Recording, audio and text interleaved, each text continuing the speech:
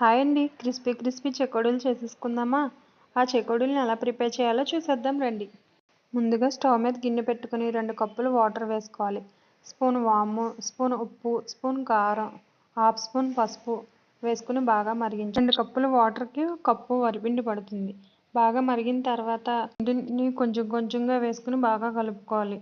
అంతా వేసుకున్న తర్వాత స్టవ్ సిమ్లో పెట్టుకుని మూత పెట్టుకుని మగ్గించుకోవాలి.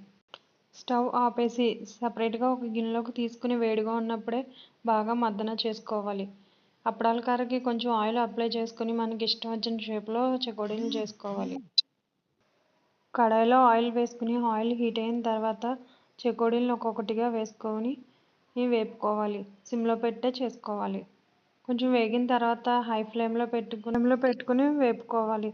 క్రిస్పీ క్రిస్పీ చెకోడీలు అయితే రెడీ అయిపోతాయి. ఈ చెకోడీలు నచ్చినట్టయితే లైక్ చేయండి, షేర్ చేయండి.